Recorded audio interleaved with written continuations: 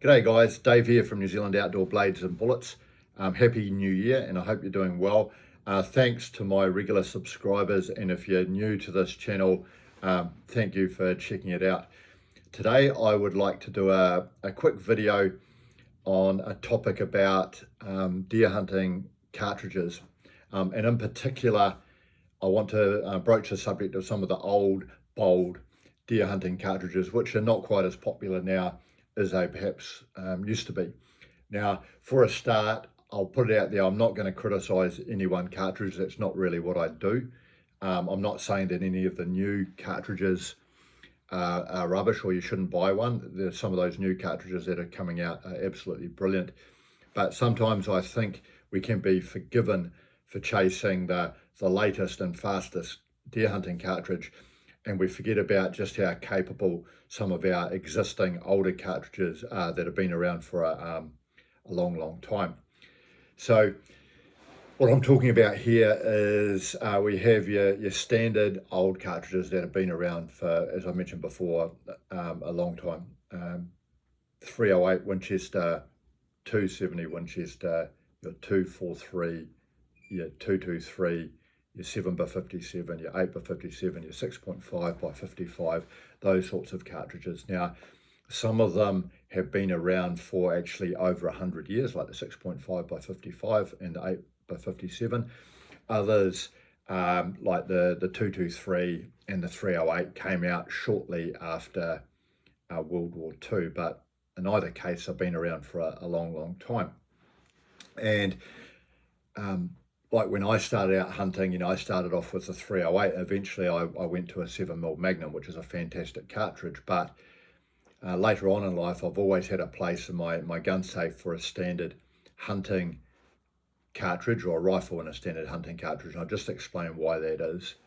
So first of all is the cost. So you might have noticed if you've bought the latest 300 or 7mm or 6.5 PRC or your 300 Winchester Magnum, that some of that ammunition is incredibly expensive. Some of that ammunition now for flash calibers is getting towards $200 a box. That's 200 New Zealand. That's very expensive. Whereas some of your more basic or older calibers like your 308 and your 270 ammunition is half the price of the newer stuff. So the cost is definitely a factor here, particularly if you're planning to shoot a lot on the range or out hunting.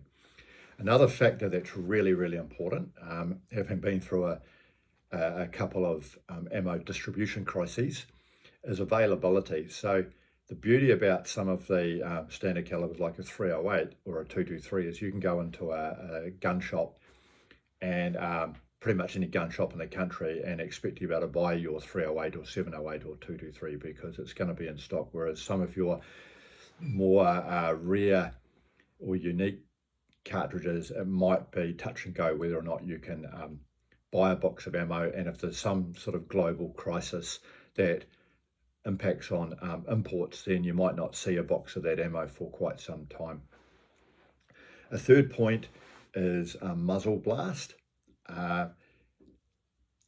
Some Magnum cartridges have got a heck of a lot of muzzle blast, and particularly for people who don't like muzzle blast, don't like recoil, or are new to hunting, or might have an injury or a small frame, they just might not be comfortable with that muzzle blast. Whereas a lot of the standard older calibers have a pretty moderate muzzle blast. Even a 308, which is a fairly powerful cartridge, is quite easily able to be handled by many people in terms of recoil.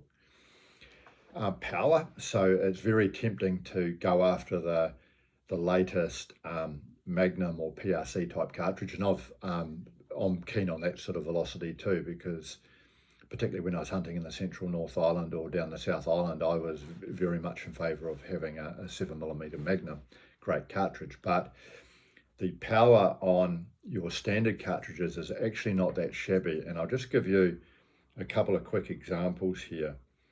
So first of all, I look at the 270. This has been around for almost 100 years, but a Hornady Super Performance 140 grain SST has got a ballistic coefficient of 495, which is very high. It's got a muzzle velocity of 3,100 feet per second, and at 500 yards, it's still got 1,500 foot-pounds of energy. That's a 270. Your 308, which is another favourite, we have a 165 grain Hornady Super Performance SST with a ballistic coefficient of 447, which is good, a muzzle velocity of 2840, and foot-pounds at 500 yards is 1328 foot-pounds. So both the 270 and the 308 are more than capable of dropping anything in New Zealand at 500 yards. And in this day and age with laser rangefinders and high quality adjustable scopes, there's no reason why, if you want to shoot that far, I'm not saying that you should or you would, but if you want to shoot out to 500 yards with one of those cartridges, you can. The last factor, which I'm definitely keen for some feedback on, is sometimes when I have personally adopted a very high velocity Magnum type rifle with a Magnum cartridge and a lightweight rifle, I've sometimes found that I struggled a little bit with accuracy. I'm not sure whether the cartridge was just too powerful for a very lightweight rifle, or I'm not sure if I was flinching a little bit. But for example, I've found that standard calibers or cartridges such as a 308 can be very easy to shoot and very, very forgiving for accuracy. All of the 308s that I've ever owned shot very, very well, very, very accurately without too much fuss or bother, whereas some of the Magnums I've tried, I've had to play around a little bit before I got something that worked well. So if you want to go out and buy the latest 300 or 7mm PRC, go for it. I think they're fantastic. But just be aware that 308 or 270 or 243 that's sitting in your gun safe is probably a little bit more capable than what some people might think. And it's not bad to keep one of those as a backup in any case. So if you've got this far, I hope you're having a fantastic day. Thank you for watching, and I'll catch you next time. Cheers.